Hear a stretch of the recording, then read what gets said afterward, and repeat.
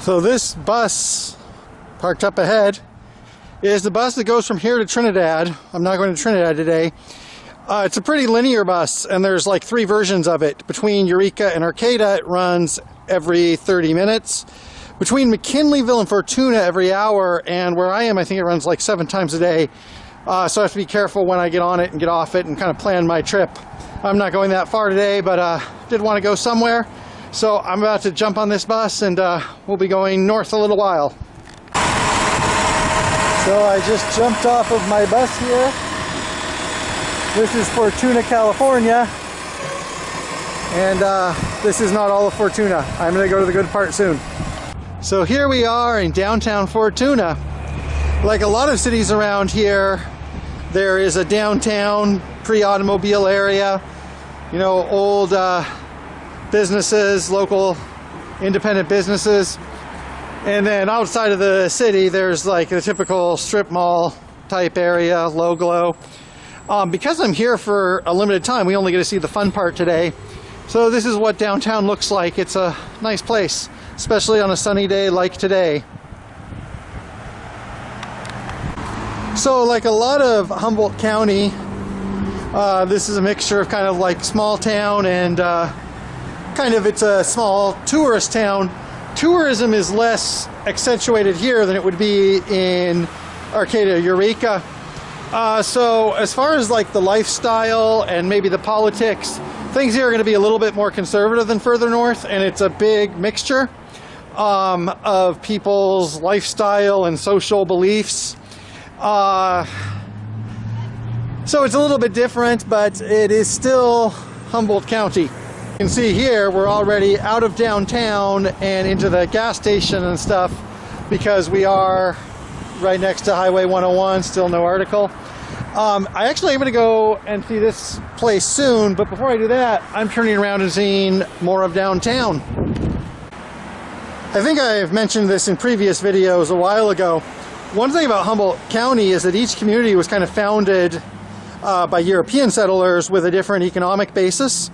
So to the north, you know, you have fishing towns, you have lumber towns, you have more lumber towns to the south like Scotia. Fortuna, as far as I can tell, was mostly a dairy and farming town, and that has something to do with, well, that was caused by the landscape is different here. We're in kind of a wide, very fertile valley, and it's kind of changed how it would be throughout the years. So that's why it looks and feels a little bit different than a lot of the other places in Humboldt County. So here we have a movie theater, and the sign kind of looks like that might be Art Deco 1930s, I'm thinking. I'm not an expert. And unfortunately we have a sign here that says temporarily closed. But looking inside, everything is still there, including like there's a sign up for Avatar, The Way of Water.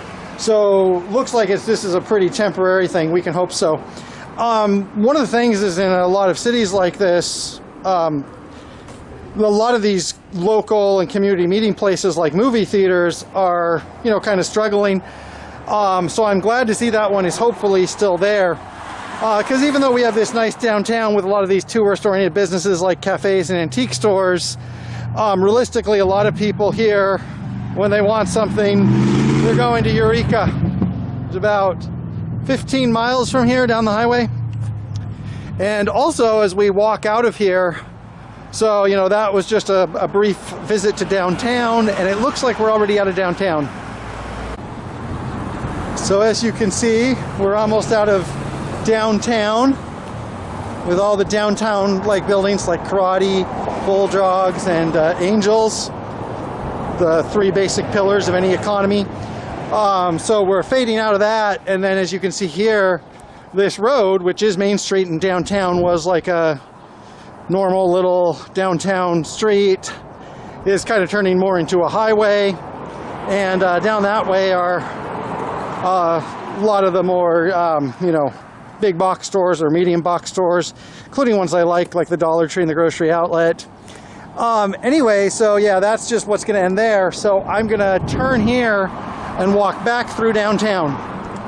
Incidentally, behind me, that is also where the Amtrak stop is. So interestingly, the Amtrak stop, maybe just for reasons of convenience, is not in downtown or the tourist area. It's kind of on the edge of town. Don't know why. Earlier, I said something that turned out to be wrong. I was going to go back to downtown because I thought there was access to the Riverwalk Trail in downtown. Actually, I'd have to walk all the way down this road, over that overpass to get to the Riverwalk Trail, which is a very nice trail along the Eel River. But because I have limited time today, and also because it's hot, I'm instead going to head this way. So here I'm entering Rohner Park over a footbridge, and much like sky bridges, footbridges are all as fun. You can see the creek down there. Here's the park in front of us. This is the Fortuna Depot Museum. They have an old caboose here. You can go in. And this used to be the railroad depot when passenger rail service was a normal thing here from the 1800s through, I think it stopped sometime in the 1960s, maybe 1950s. It's a nice museum to go in, but today I'm going to go somewhere else. We also have a skating rink here, and from what I can tell, this is still open. So earlier I was talking about community meeting places. No better community meeting place than a roller skating rink. But this here is what I came here for today, the hiking trails. So let's see what's this way. This is Rohner Park in Fortuna. It's only about 2 or 3 minutes after my last clip, and you can see right there, there's the skate hall. So I just headed right in and just walked up this far. And redwoods are mysterious in their power, that you just walk a couple minutes into a redwood grove and it really is so enveloping, and it really cuts out the outside. Some of that is actually tangible because the thickness of the forest cuts out a lot of sound, but also it's just the way it feels, hard to describe.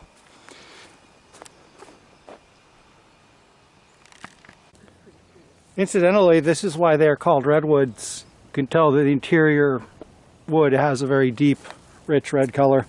So along here, it looks like they've been cutting down some trees. I assume that this is a safety issue. These were older, ailing trees. One thing I wish I could capture is how the forest smells. Very nice aroma. And today it's kind of interesting. It's late April. Usually in Humboldt County at this time it would still be cool and misty. It is pretty warm here, especially after that unseasonably cold spring or winter we had along the Pacific coast. So it is actually warm down here. There's kind of like a buzz from all the insects. The birds are tweeting. So the feeling of immersion here is really nice, and hopefully this video gives a hint of what it feels like to be here.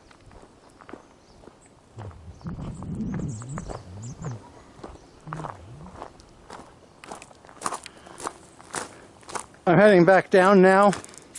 Was in a bit of a hurry today, so can't see quite as much of this park as I would like to. There's a lot of small trails in it that wind around, and they seem like they'd be pretty easy to take, but like I said about trails before, sometimes you start taking a trail and then you turn around and realize you've just been wandering in the woods.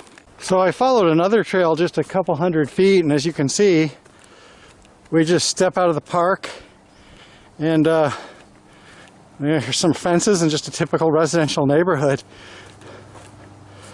And so I'm going to turn around here, and for some people that might be kind of disappointing, you know, that does ruin the experience. I don't think it's really charming, and I would certainly like to live in a neighborhood where I could just go for a walk in Redwood Grove whenever I wanted to. But for now, just turn around, going back down. This is another reason why I was staying on the main trails, is because the main trails might be the only trails. And sometimes, you know, looks like a nice little trail through the wood, but actually something carved by people taking shortcuts leads to erosion and stuff. So sometimes it's okay just to stay on the beaten path.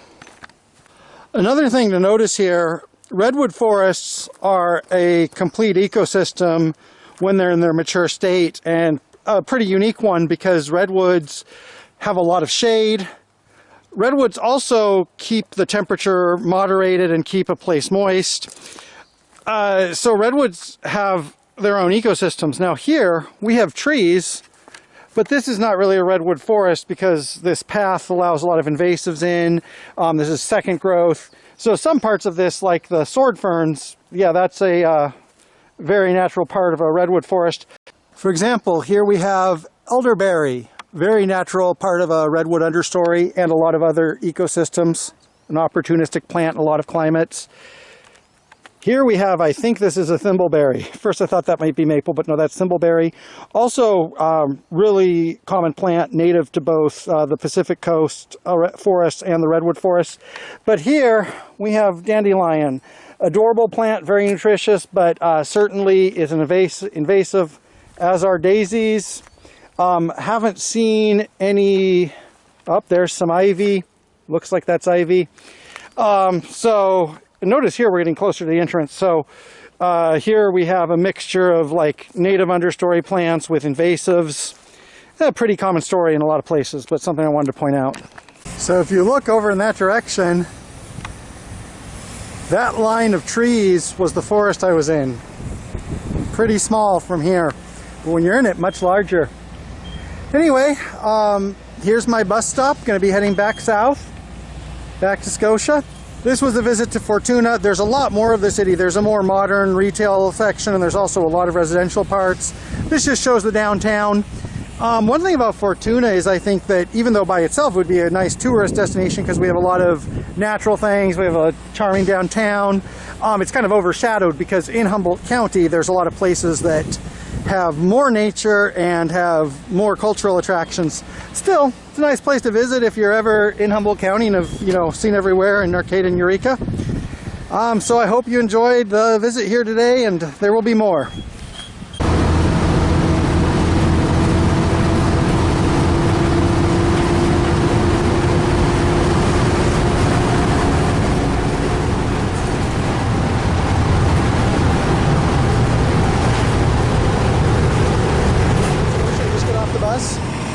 One thing to mention about this bus and why it takes 2.5 hours to get to Trinidad, a lot of the ridership of buses like this in rural communities is, senior citizens or the disabled. So it has a really twisty route because it goes to a lot of hospitals and places like that that are difficult to access for a lot of the riders. And also it coexists with Greyhound and Amtrak have intercity service through here, but they just go point to point. So there's two very different models of how transit can exist in smaller communities, and both of them are possible here, but both of them are a little bit inconvenient as far as the time involved and the schedules involved. But I'm not complaining, at least not today. I had a good day. Now I'm going home for real after that visit from Scotia to Fortuna.